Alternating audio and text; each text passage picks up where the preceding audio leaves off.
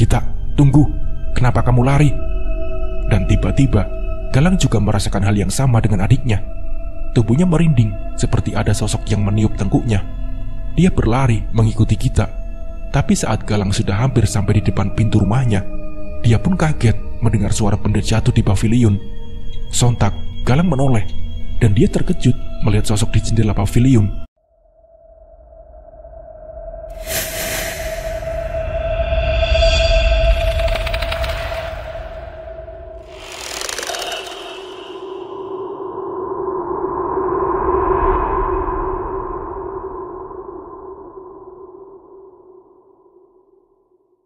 "Kak Karin?" batin Galang yang terkejut melihat sosok perempuan menyeringai seraya mengelus rambutnya yang panjang. Pada saat Galang ingin melangkahkan kakinya menuju paviliun, dia kembali terkejut ketika mendengar suara benda jatuh dari dalam rumahnya. Dia cepat-cepat masuk melihat apa yang jatuh. Prak! Galang pun terjatuh. Dirinya merasa ada yang memegang pergelangan kakinya, lalu menariknya kuat. Dan dengan perlahan, dia mencoba berdiri. Galang tertatih-tatih melangkah masuk ke dalam rumah. Mata Galang nanar saat melihat adiknya pingsan di dapur. Kita! Galang berteriak histeris ketika melihat Gita terbaring di lantai. Dengan pelan, Galang menyanggah kepala Gita dengan pahanya. "Mama, Papa!" teriak Galang, berharap kedua orang tuanya mendengar teriakannya. "Bangun Gita, bangun! Kakak mohon bangun sayang!" ujar Galang seraya menepuk pipi Gita. Namun, Gita tidak bereaksi. Risma dan Anwar, papa Galang, terbangun saat mendengar teriakan Galang. Mereka langsung keluar dari kamar dan mencari sumber suara. Risma dan Anwar kaget saat melihat Gita terbaring di lantai. "Apa yang terjadi dengan Gita, Lang?" tanya mamanya. Galang tidak tahu, Mah." "Bagaimana kamu tidak tahu kalau adikmu pingsan, Lang?" tanya Anwar yang merasa aneh dengan jawaban anaknya. "Sebenarnya Galang dan Gita sedang mencari Kak Karin, Pak." "Ngapain kamu cari Karin, Lang? Tadi Mama lihat dia ada di depan kamar kamu. Mama pikir kamu menyuruh Karin panggil Aina karena kita pingsan." "Apa? Kak Karin mau ke rumahku? Bukankah dia masih di paviliun? Jika Kak Karin di paviliun, lalu siapa yang dimaksud Mama?" Batin Galang bingung. "Kenapa kamu diam saja, Lang?" tanya Risma. "Astaga, jangan-jangan..." Galang baru sadar kalau yang dimaksud Risma bukan Karin. Dia berlari menuju kamarnya. Melihat Galang berlalu begitu saja tanpa menjawab pertanyaannya dan menolong Gita membuat Risma jengkel. "Mau kemana kamu, Lang? Kenapa kamu tinggalkan adikmu? Jawab pertanyaan Mama," teriak mamanya. "Aina dalam bahaya, Mah," teriak Galang terus berlaju menuju kamarnya. "Apa maksud omongan Galang, Pak?" "Papa juga tidak tahu, Mah. Mama kejar Galang biar Papa yang mengurus kita." "Iya, Pak, baik." Mamanya mengejar Galang, sementara Anwar bapaknya membawa Gita ke kamar. Galang sudah ada di dalam kamarnya, tapi saat dia mau masuk, pintu kamarnya dikunci dari dalam. Galang terus berteriak memanggil Aina, tetapi tidak ada sautan. "Aina, buka pintunya, Aina!" teriak Galang sambil menggedor pintu dengan keras. "Apa yang terjadi, Galang? Kenapa Aina tidak mau membuka pintu?" "Galang tidak tahu, Mah. Perasaan saat Galang meninggalkan Aina tadi, pintu kamar ini tidak dikunci karena Galang hanya mau ambil air minum," lirik Galang. "Lebih baik kamu dobrak pintunya daripada Aina di dalam kenapa-napa." Galang sudah mendobraknya, tetapi tidak bisa terbuka juga. "Galang khawatir dengan Aina, Mah," saut Galang, matanya berkaca-kaca. "Kamu baca basmalah dan minta kekuatan dari Allah, Nak," lirik Risma. Galang terkejut mendengar suara Risma. Kenapa suara Mama seperti suara almarhumah Nenek Ayu? Batin Galang seraya menatap mamanya yang sedang tersenyum. Galang menuruti perintah Risma, dan benar saja pintu itu langsung terbuka saat Galang mencoba kembali mendobraknya. Galang terkejut saat melihat Aina yang sudah terbaring di lantai dengan tubuh kejang-kejang dan matanya melotot menatap ke langit kamarnya. Galang mendekati Aina, lalu bunyi pintu tertutup dengan keras. "Galang, buka pintunya, Lang. Kenapa kamu nutup pintunya?" teriak mamanya.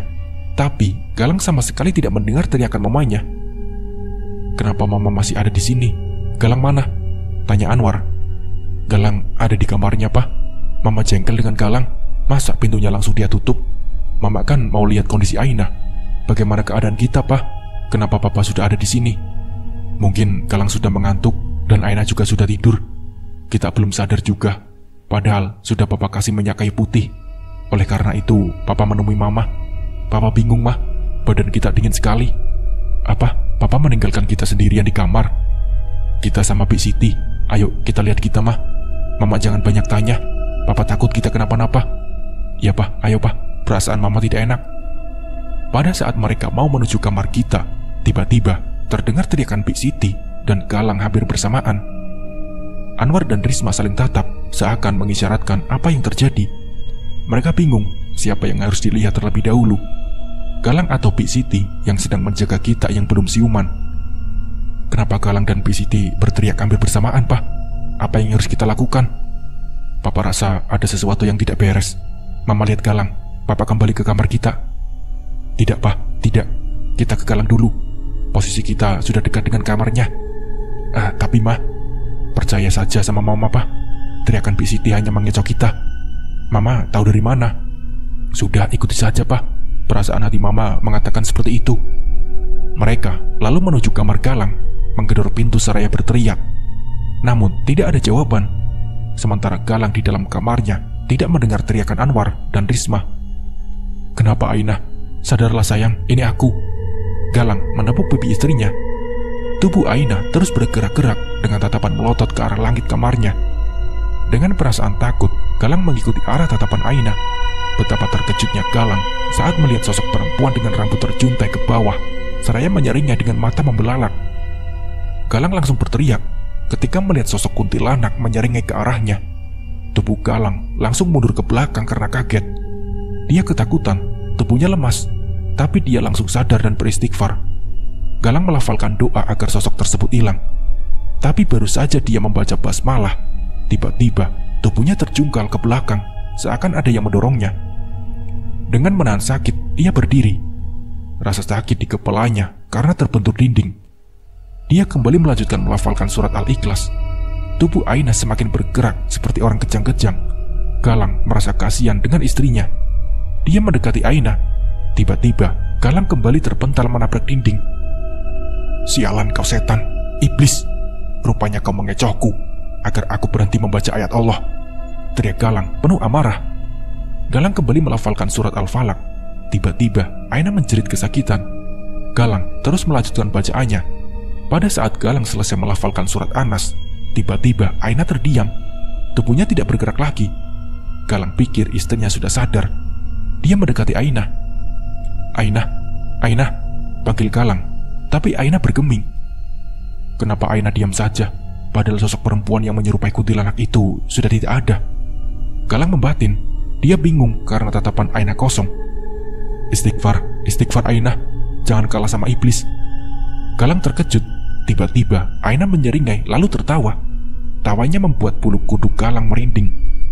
Kenapa kamu, Ainah? Ainah langsung mencekik leher Galang. Ainah, lepaskan aku sayang. Ini Galang suamimu. Sadarlah, aku mohon. Ainah yang sudah dirasuki sosok kuntilanak itu tidak mengindahkan omongan Galang. Galang semakin kesakitan. Dadanya pun sesak karena asupan udara akibat cekikan di lehernya. Air mata Galang mengalir membasahi pipi akibat menahan sakit dan sedih melihat kondisi istrinya yang dikuasai jin. Galang berusaha melepaskan cengkraman tangan Ainah, tapi gagal.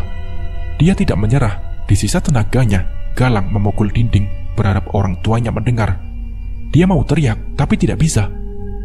Apa yang terjadi dengan Galang dan Ainah, Pak? Papa dengar suara itu. Mamanya menangis, memikirkan keadaan anak dan menantunya. Papa juga tidak tahu, Mah, lirik Anwar. Ya Allah, berilah pertolongan dan kekuatan pada anakku, gumam Risma seraya menangis terisak. Galang merasa tubuhnya sudah lemas, tetapi dia tidak ingin menyerah begitu saja. Aku tidak boleh lemah. Aku harus menyelamatkan istriku dari iblis dan orang-orang yang sudah berbuat jahat pada Ainahku. Ya Allah, tolong aku berikan kekuatanmu agar aku bisa mengalahkan jin yang merasuki tubuh istriku, batin Galang. La ilaha illallah, Allahu Akbar, ucap Galang seraya melepaskan cekikan Ainah. Ainah langsung terjerembab di lantai dan langsung tidak sadarkan diri. Di saat bersamaan itu, tiba-tiba pintu kamar terbuka dengan sendirinya. Risma dan Anwar pun kaget melihat pintu terbuka dengan keras. Galang langsung menghampiri istrinya dengan tertatih-tatih seraya memegang lehernya yang terasa sakit akibat cekikan Ainah. "Ainah, bangun sayang," ujar Galang seraya menepuk pipi istrinya. Galang membaringkan tubuh Ainah ke ranjang. Anwar dan Risma masuk ke kamar. Mata mereka nanar saat melihat menantunya tidak sadarkan diri. "Apa yang sudah terjadi, Lang? Kenapa dengan Ainah?" tanya Risma begitu khawatir. "Ainah tadi kesurupan, Mah. Sepertinya ada yang sedang berniat jahat padanya," lirik Galang sendu menatap istrinya yang belum siuman. "Astagfirullah," ucap mama dan papanya hampir bersamaan. "Kita secepatnya harus minta bantuan Ustadz Ahmad, Pak. Mama takut kejadian ini akan terulang kembali." "Iya, Mama benar. Kita tidak boleh membiarkan kezaliman ini menimpa anak-anak kita. Papa tidak akan membiarkan siapapun menyakiti anak-anakku." "Kenapa lehermu, Lang?" Mamanya menelisik leher anaknya yang memerah. "Aku dicekik Ainah, Mah, saat dia kesurupan."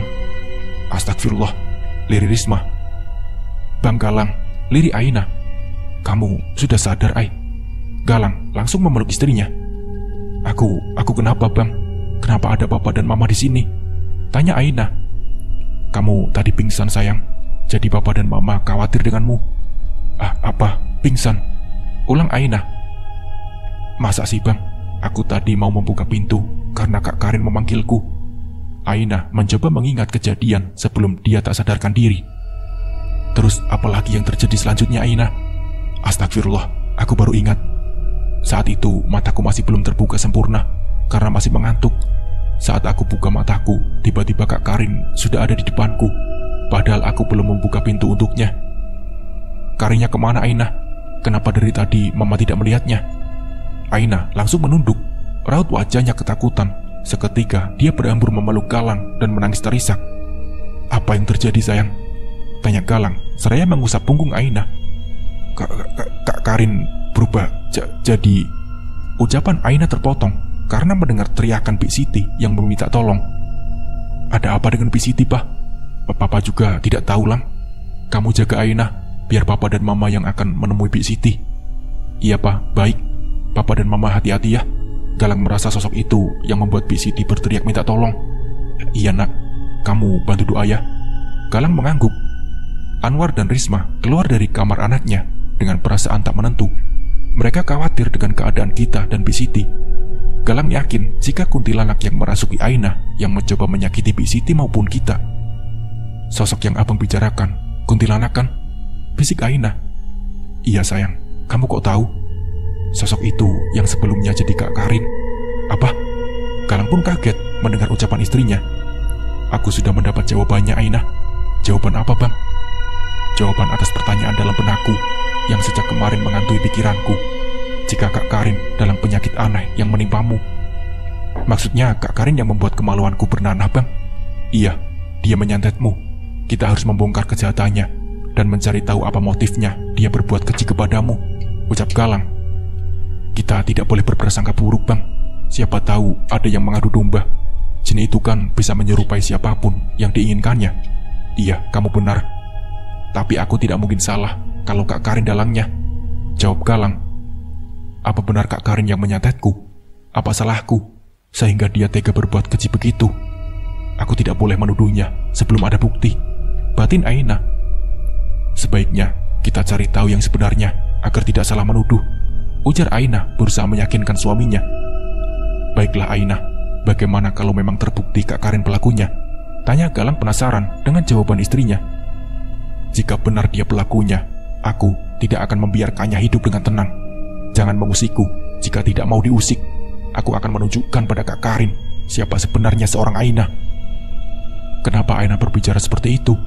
Apa ada sesuatu dalam dirinya yang tidak aku ketahui? Entah mengapa, aku merasa Ainah mempunyai kemampuan yang tidak dimiliki oleh orang pada umumnya. Galang bertanya-tanya dalam hatinya. Galang mencoba menelaah omongan istrinya. Dia ingin bertanya pada Ainah maksud ucapannya. Namun belum juga pertanyaan itu ia lontarkan, suara teriakan Risma membuat Galang panik. Galang dan Ainah berlari menuju kamar orang tuanya. Anwar dan Risma yang telah sampai duluan di kamar membelalak saat melihat kita sedang membenturkan kepala Bik Siti di dinding.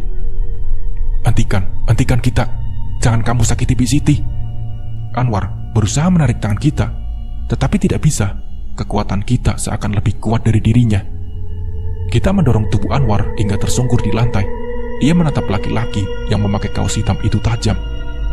"Kita, sadar sayang, itu papa. Kenapa kamu sakiti papamu?" Risma pun sedih melihat sikap kita pada papanya. Ia tidak tahu jika putrinya kerasukan. "Dia bukan kita, Mah," ujar Galang. "Maksudmu, kita kesurupan sama seperti Aina tadi, Lang?" "Iya, Mah. Kenapa Mama tidak bisa membedakannya?" "Pikiran Mama kalut, Nak. Kejadiannya beruntun sehingga membuat Mama bingung. Sebaiknya kita semua berdoa. Papa bantu aku pegang kita." Semua pun berdoa melafalkan ayat kursi. Kita berteriak kesakitan. Mereka terus melafalkan ayat tersebut hingga teriakan itu menghilang dan kita mulai sadar. Kita langsung memeluk Anwar. "Alhamdulillah," ucap mereka bersamaan. "Kamu kenapa, Nak?" "Aku melihat kuntilanak, Pak." "Di mana, sayang? Bagaimana ceritanya kamu sampai melihat sosok itu?" tanya Anwar penasaran. "Awalnya aku lihat Kak Karin, tapi tiba-tiba dia berubah jadi sosok Mbak Kun." Kita pun menangis histeris, ketakutan, mengingat semua kejadian yang dialaminya. Ia kembali memeluk Anwar erat. Anwar pun sedih melihat putri kesayangannya ketakutan. "Di mana Karin? Kenapa di saat semua penghuni rumah lagi ada masalah, dia tidak ada?" tanya Anwar. "Kak Karin pasti menghilang, karena dia sumber masalahnya, Pak," ujar Galang geram. "Iya, Kak Galang benar, Pak. Kak Karin sumber masalahnya. Dia sudah menjahati Kak Aina." "Apa maksudmu kita?" tanya papanya. Kita lalu bercerita tentang bubur dan pengintaiannya dengan Galang di pavilion. Galang juga menceritakan perihal kemaluan Aina yang tiba-tiba bernanah. Penuturan kita dan Galang membuat Anwar dan Risma syok. "Astagfirullahaladzim," ucap Anwar dan Risma hampir bersamaan. "Ini tidak bisa dibiarkan. Sebelum penyakitnya Aina bertambah parah, besok kita panggil Ustadz Ahmad ke sini." "Iya, Papa setuju, Mah. Jika benar Karin pelakunya, dia benar-benar keterlaluan. Apa motifnya sampai Karin tega berbuat keji pada Aina?" Anwar berucap penuh emosi. "Jika Papa ingin tahu yang sebenarnya, kita temui Karin di pavilion. Mama juga penasaran apa yang dilakukannya di pavilion yang sudah lama kosong itu. Papa dan Galang yang akan ke pavilion. Mama, kita dan Aina di sini saja. Kalian obati kepala Bik Siti yang terluka," ucap papanya. Anwar dan Galang menuju pavilion. Ketika Anwar membuka pintu utama, bau busuk dan darah menyeruak di indera penciuman. Mereka merasakan mual. "Kenapa pavilion kita bau sekali, Lang? Bukankah mamamu selalu menyuruh Mang Aan dan Bik Siti membersihkan pavilion ini walaupun tidak dihuni? Apa mereka tidak menjalankan perintah mama, Pak?" Anwar mengangkat bahu, tanda tak mengerti. Mereka menelusuri ruangan. Ketika masuk ke sebuah kamar yang baunya lebih pekat, mata mereka membelalak saat melihat bangkai ayam hitam dan sebuah kendi berisi darah. "Kenapa di sini ada bangkai darah, Pak? Di mana Kak Karin?" "Sepertinya ayam hitam ini digunakan sebagai syarat untuk melakukan suatu ritual." "Iya, Papa benar. Kak Karin pasti pelakunya. Tapi kenapa dia tidak ada di sini?" "Apa kamu yakin melihat Karin di sini?" "Iya, Pak. Galang sangat yakin, Pak. Apakah Kak Karin sudah keluar di saat keadaan kita tadi lagi genting?" "Iya, sepertinya begitu. Sekarang kita lihat apa Karin ada di kamarnya atau tidak," ucap papanya. Pada saat mereka mau keluar dari kamar, tiba-tiba pintu kamar tertutup dengan keras. Anwar dan Galang pun kaget dan berusaha membuka pintu, tapi tidak bisa. Mereka pun berteriak meminta tolong, tetapi tidak ada yang mendengar. Dan seketika angin berembus dengan kencang membuat gorden putih itu melambai-lambai, dan daun jendela bergerak-gerak sendiri, membuat nyali Anwar dan Galang menciut. Tiba-tiba terdengar suara perempuan tertawa cekikikan. Bulu kuduk Anwar dan Galang pun merinding, dan seketika lampu pun padam. Anwar dan Galang berteriak bersamaan. Sementara Risma yang sudah selesai mengobati Bik Siti merasa khawatir dengan keadaan suami dan anaknya yang belum juga kembali dari pavilion. Perasaannya mulai tidak tenang, hatinya pun gelisah. Kenapa Papa dan Galang lama sekali ke pavilion? Apa mereka belum menemukan Karin? Sebaiknya kita menyusul mereka, Mah. Aku takut terjadi sesuatu yang buruk dengan Papa dan Bang Galang, ujar Aina. Iya, kamu benar, Aina. Kamu di sini saja sama Bik Siti ya. Kita ikut, Mah. Kita nggak mau di sini. Suruh Mang Aan yang menjaga istrinya. Astaga, Mama baru sadar kalau dari tadi Mang Aan tidak kelihatan. Di mana suamimu, Bik Siti? Habis Isya tadi pergi ke rumah temannya, Bu, jawab Bik Siti. Kenapa sudah malam begini belum juga pulang? Aan bilang urusannya belum selesai, Bu. Paling bentar lagi pulang. Jawab Bu Siti lagi. Kenapa hilangnya Aan dan Karin bersamaan? Apa ada sesuatu yang mereka sembunyikan? Kenapa aku jadi curiga dengan mereka? Risma bertanya-tanya dalam hati. Mama, panggil Aina. Iya nak, saut Risma terbata. Kenapa mama melamun? Apa ada yang mama pikirkan? Tidak nak, ayo kita lihat Papa dan Galang, ucap mamanya. Risma dan Aina menuju pavilion, tetapi mereka kesulitan membuka pintu belakang.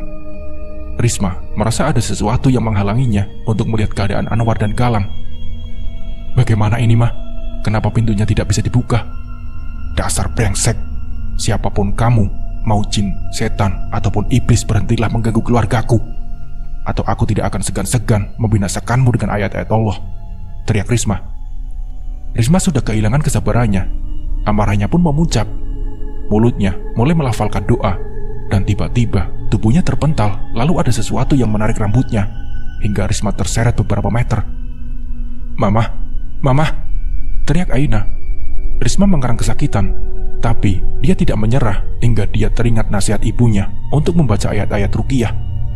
Setelah selesai melafalkan surat tersebut, tiba-tiba tarikan yang menarik rambut Risma terlepas. Aina berlari, membantu mama mertuanya berdiri. Dengan susah payah, Risma berdiri menahan sakit di sekujur tubuhnya. Apa yang sakit mah? Tanya Aina dengan mata berkaca-kaca.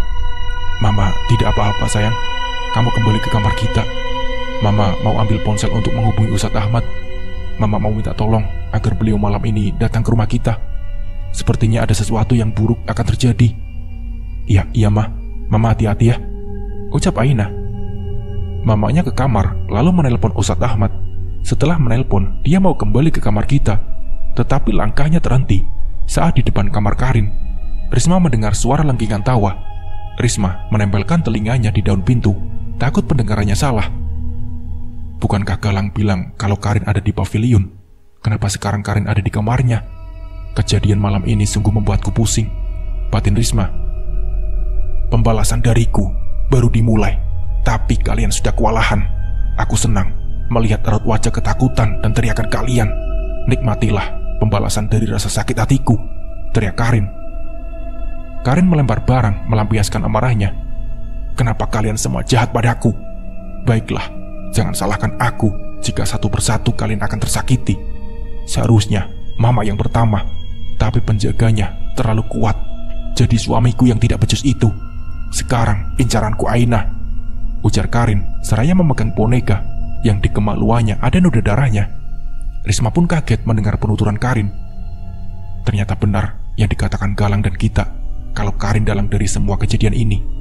Apa motifnya sehingga Karin berbuat keji kepada keluargaku? Aku tidak menyangka jika menantu yang kusayangi tega menikam keluargaku dengan cara keji. Lihat saja Karin, apa yang akan kulakukan padamu, gumam Risma. Pada saat Risma membalikkan tubuhnya, dia terkejut melihat sosok perempuan menyeringai dengan wajah hancur berlumuran darah. Risma begitu marah dengan sosok kuntilanak yang ada di hadapannya. Tidak ada rasa takut sedikit pun dalam dirinya. Risma mendelik menatap sosok perempuan berwajah hancur di hadapannya. Kamu setan burik yang tadi menarik rambutku, adik Risma. Kuntilanak itu tidak takut dengan hardikan Risma. Dia justru tertawa. Hal itu membuat emosi Risma semakin membuncah. Kurang ajar kamu. Beraninya menertawakanku. Aku tidak takut sedikit pun denganmu. Lihat saja pembalasan dariku. Aku akan membinasakan kamu. Risma mulai melafalkan surat Yunus. Seketika kuntilanak itu menjerit kesakitan. Merasa tubuhnya panas seperti terbakar. Kuntilanak itu pun menghilang. Dasar penakut, jangan menghilang kamu. Panggil tuanmu menghadapku. Bilang padanya, aku tidak takut dan jangan beraninya main belakang, teriak Risma emosi. Risma lalu menggedor pintu kamar Karin sambil berteriak. Keluar kamu Karin, cepat keluar atau mama hancurkan pintu kamarmu. Ada apa sih malam-malam berteriak begitu mah? Tanya Karin setelah membukakan pintu. Dia sengaja menguap seolah baru bangun tidur. Risma melayangkan tamparan di pipi Karin. Rasanya tidak hanya tamparan yang ingin dilakukannya, tapi membunuh menantu tak tahu diri ini dengan cara yang sama yang dilakukan oleh Karin. Kenapa mama menamparku? Tanya Karin seraya memegangi pipinya yang memerah. Alah, gak usah akting pura-pura bodoh kamu Karin. Cepat katakan, apa yang kamu lakukan pada Alvin. Apa maksudnya, Mah? Mas Alvin kan lagi kerja di luar kota. Sudah, Mama sudah bilang tidak usah berpura-pura bodoh kamu, Rin. Bentak Risma. Aku benar tidak tahu apa maksud Mama. Kamu main dukun, dan kamu yang menyantet Ainah. Jangan fitnah, Mah. Apa buktinya kalau aku yang melakukannya? Sudah, Mama tidak tuli. Mama sudah mendengar semuanya. Oh, baguslah kalau Mama sudah tahu, saut Karin enteng. Emosi Risma meledak mendengar ucapan Karin. Dia menjambak, lalu menampar pipi kanan dan kiri Karin. Menantu sialan kamu, Karin. Menyesal aku menikahkan anakku dengan jelmaan iblis sepertimu. Aku juga menyesal memberikan kasih sayangku padamu. Tawa Karin menggelegar membuat Risma semakin emosi. Sayang Mama bilang. Rasa sayang yang bagaimana yang kamu tunjukkan, Risma? Ardi Karin. Mata hatimu telah tertutup kebencian karena kamu bersekutu dengan iblis. Sebelum semuanya terlambat, bertaubatlah Karin, memohon ampunlah kepada Allah.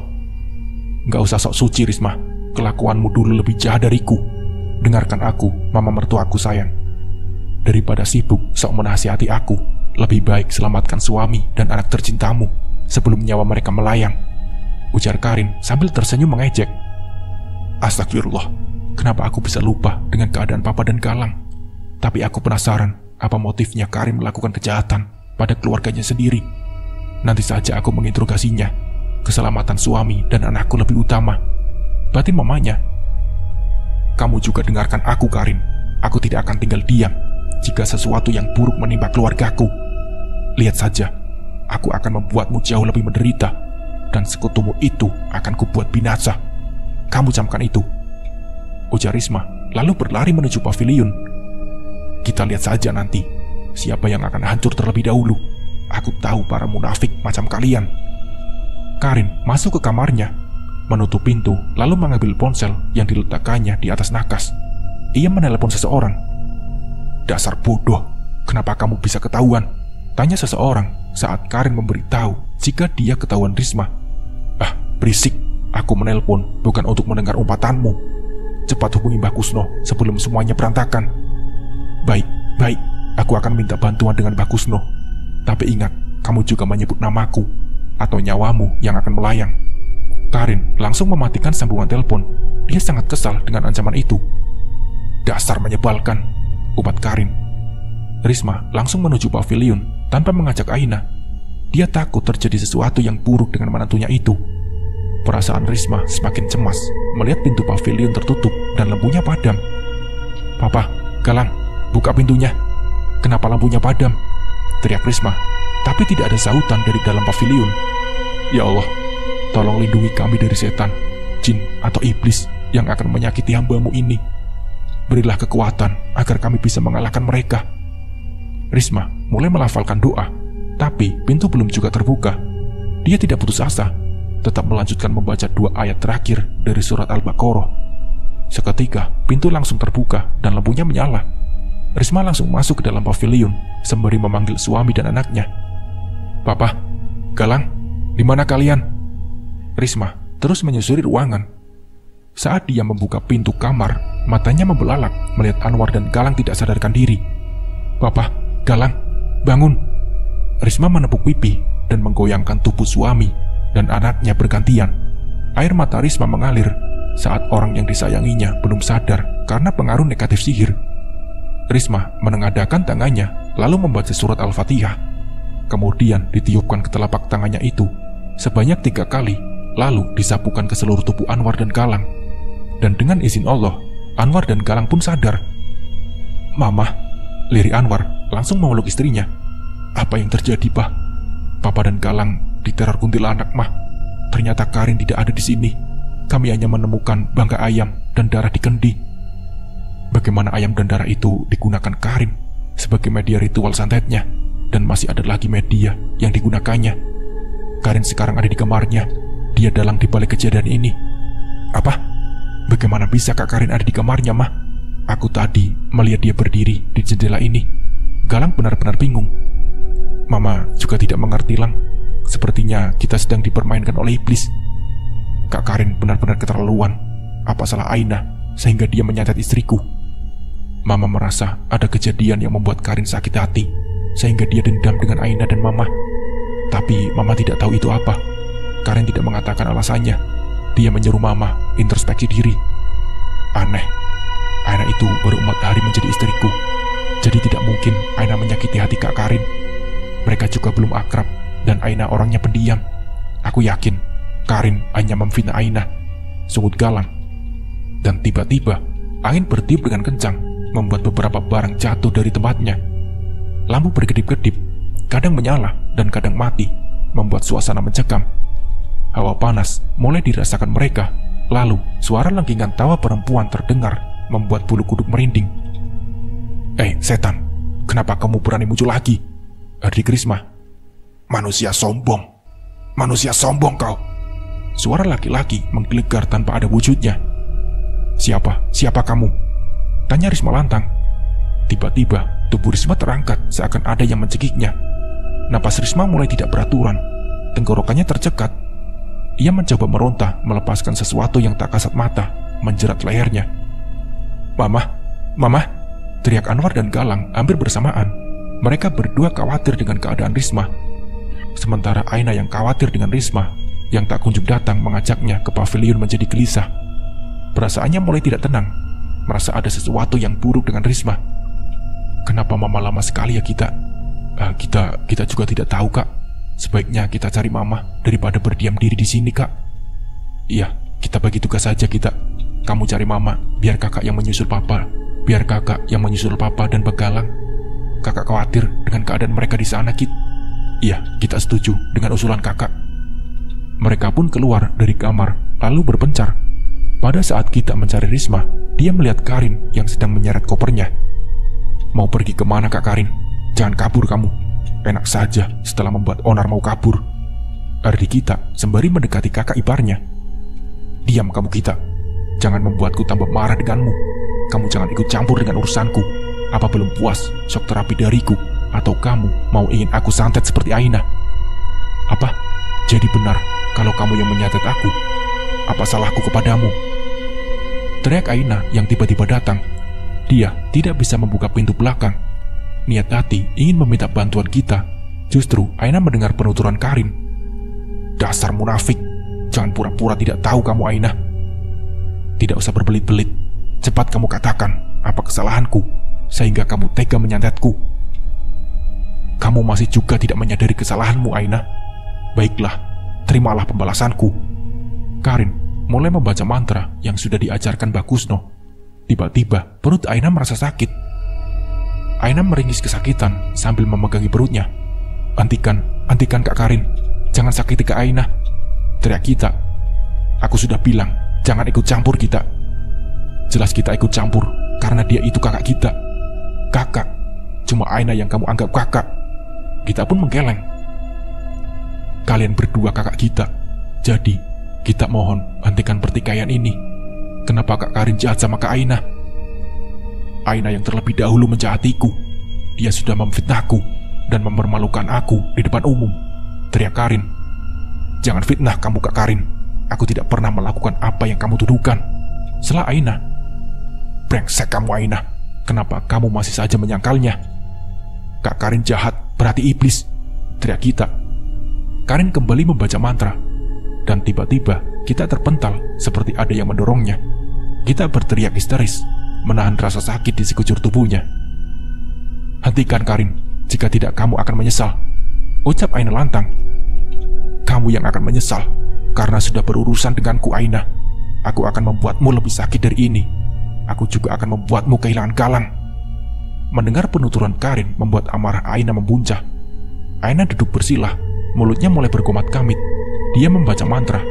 Seketika Karin merasakan tubuhnya panas, merasakan sakit di sekujur tubuhnya. Karin berteriak kesakitan. Mantra belum selesai dibaca oleh Aina, tiba-tiba Ustadz Ahmad datang. Berhenti Aina, jangan kamu baca mantra itu. Teriak Ustadz Ahmad. Mantra apa yang dibaca Kak Aina Ustadz? Tanya kita penasaran. Mantra pemanggil jin leluhur. Jika para jin leluhur itu datang, orang yang terkena mantra itu akan meninggal. Apa? Kita pun syok. Dan tanpa sadar, dia menutup mulutnya dengan kedua telapak tangannya. Sementara Karin menangis menahan rasa sakit, dan dia takut jika mantra Aina membuatnya mati. Aina tidak mendengar ucapan Ustadz Ahmad. Amarah sudah merasuki tubuhnya. Bisikan-bisikan dari makhluk tak kasat mata terus berdengung di telinganya. Aina tetap membaca mantra. Rasa sakit dan teriakan Karin membuat Aina tersenyum sinis. Istighfar, istighfar Aina. Jangan kamu turuti bisikan setan, teriak Ustadz Ahmad. Lagi, Aina tidak menghiraukan larangan Ustadz Ahmad untuk membaca mantra. Bagi Aina, orang bisa saja menyakiti dirinya, tetapi jangan menyakiti orang-orang yang disayanginya. Ustadz Ahmad mulai merasakan aura mistis dan aura negatif yang begitu besar. Bulu kuduknya merinding, tapi dia berusaha tenang, tidak terpengaruh dengan keadaan. Apa yang harus aku lakukan? Di sini nyawa Karin menjadi taruhan, dan di sana nyawanya Risma. Ustadz Ahmad bertanya-tanya dalam hati. Ustadz Ahmad mulai melafalkan ayat-ayat suci Al-Quran. Tangannya memegang butiran tasbih. Suasana semakin mencekam, aura negatif dan positif pun bertemu. Karin terus berteriak kesakitan. Istighfar Aina, jika kamu selesai membaca mantra itu, maka kamu akan menjadi pengabdi setan. Apa kamu tidak kasihan dengan suamimu? Apa kamu mau kehilangan Galang? Dan kamu Karin, hentikan mantramu, atau kamu akan benar-benar kehilangan nyawamu, ujar Ustadz Ahmad yang terus menggulir biji tasbih dengan jarinya. Karin pun menjerit kesakitan, lalu menghentikan mantranya. Tubuh Karin langsung terpental ke belakang, dan dengan sigap kita membantu kakak iparnya itu. Astagfirullah, ampuni aku ya Allah, ampuni segala dosaku, lirik Aina menangis. Dia menghentikan mantranya. Alhamdulillah, gumam Ustadz Ahmad. Kak Karin gak apa-apa. Hentikan pertikaian ini kak. Kita tidak mau keluarga kita terpecah belah, ujar kita terisak. Kakak juga tidak mau kita, tapi kakak sudah terlanjur sakit hati karena difitnah Aina. Kakak malu kita, kakak malu, saut Karin menangis. Fitnah apa yang sudah kulakukan sehingga Kak Karin tega menyantetku? Kenapa kamu masih saja tidak mengakuinya Aina? Karena aku benar-benar tidak melakukan apapun seperti yang Kak Karin tuduhkan. Tidak, kamu bohong Aina, kamu bohong, teriak Karin. Aku tidak bohong kak, berhentilah menuduhku sebelum amarahku kembali memuncak, sungut Aina. Sudah, daripada kalian bertengkar, lebih baik berdoa untuk keselamatan mama kalian, lerai Ustadz Ahmad. Astaga, kita juga lupa kalau tadi mencari mama. Ini semua gara-gara Kak Karin dan Kak Aina. Awas saja kalau terjadi apa-apa sama mama, sungut kita sambil beranjak. Mau kemana kamu kita? Tanya Ustadz Ahmad ketika melihat kita berdiri. Mau cari mama Pak Ustadz. Itu mama ada di pavilion Ustadz, celak Karin. Iya, saya tahu. Sebaiknya kalian semua di sini saja, biar saya yang ke sana. Kita ikut Ustadz, malas kita. Apa yang dikatakan Ustadz benar Kit. Kamu di sana saja, ujar Aina. Ustadz Ahmad langsung menuju pavilion. Sesampai di depan pintu, dia merasakan aura mistis yang sangat lekat, hingga membuat bulu kuduknya merinding. Risma merasa sakit di lehernya, air matanya mengalir. Dia membaca doa, tetapi bacaannya selalu salah. Ilmu hitam yang dianut Mbah Kusno sangatlah besar, mampu mengecau Risma. Dan tiba-tiba, angin berembus dengan kencang, hawa dingin seakan menusuk kulit. Risma merasakan kehadiran jin Korin sang ibu.